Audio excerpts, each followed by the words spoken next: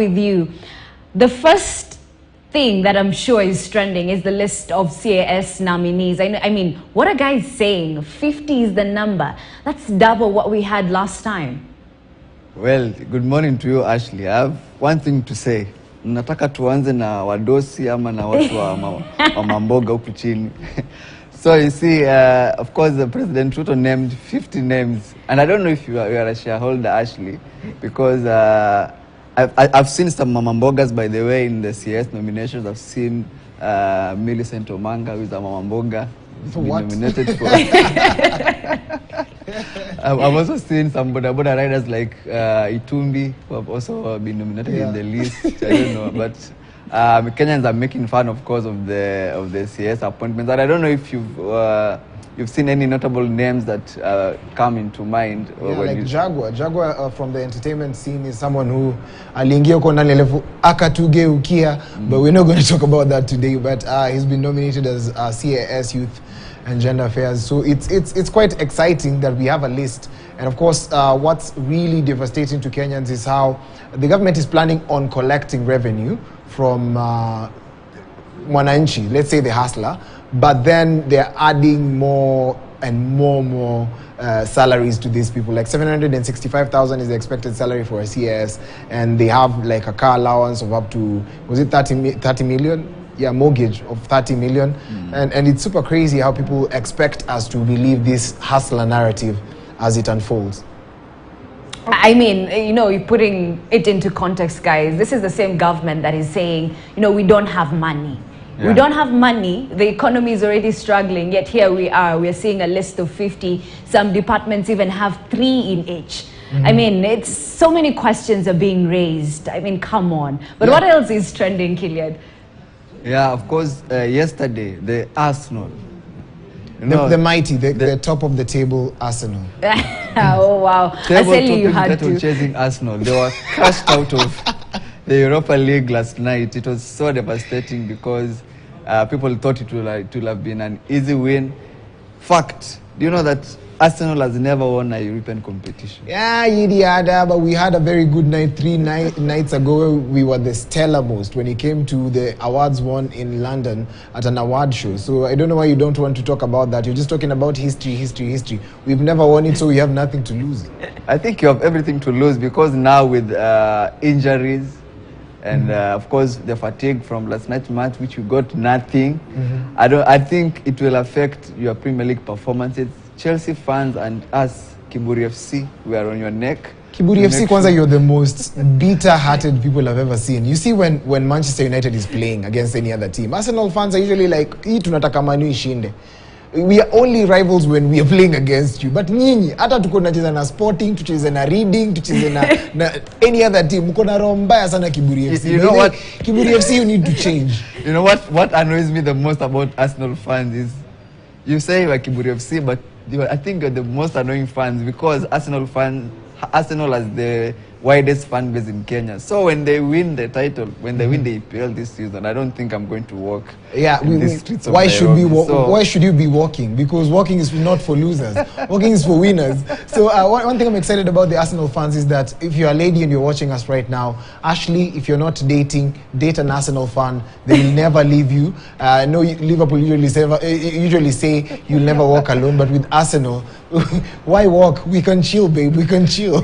You know, I don't even want to be part of that conversation because my name say Manu. So wrong choice. I'll think about my choice. But you know, it was a week where we saw the Oscars, and that was big.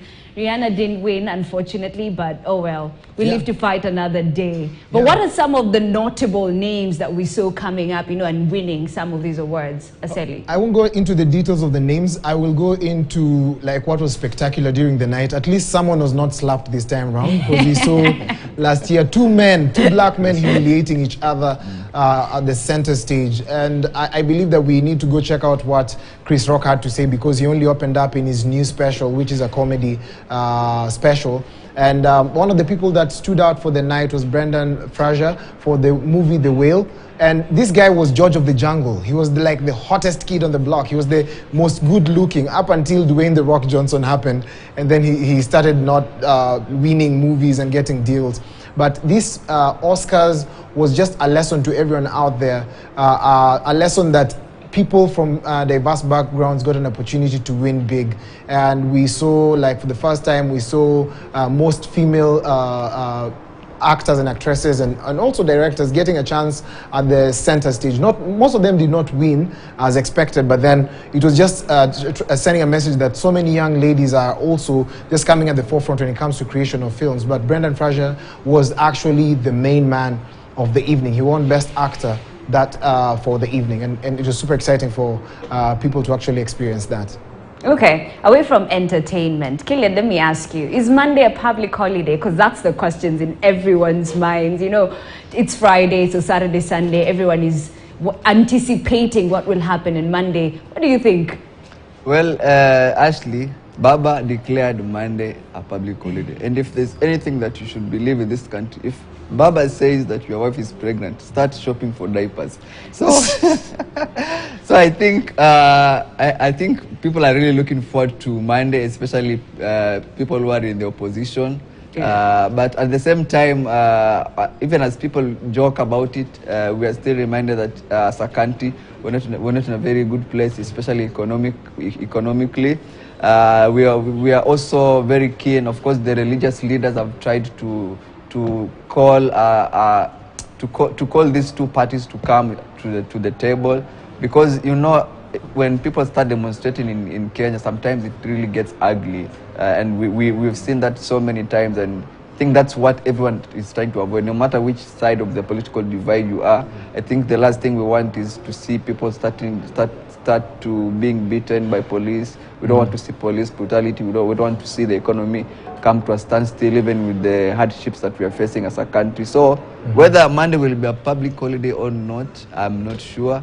But I think some people are really looking forward to it. It's not been gazetted, so I don't see the need of you actually going tunaambia mdosi wako sikuji na sikuji na sikuji. You lose your job. Another thing, looting is one thing that happens during maandamano sometimes. Not all the time, but most of the times that's what happens.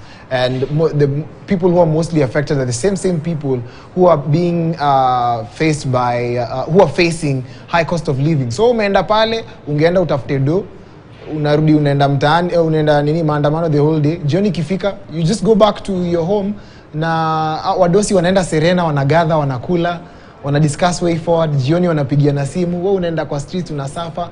I'm not saying that picketing is not a good thing, but I just feel like it's been done over and over. Probably we should lobby using a different style. True. I agree what you're saying, Aseli.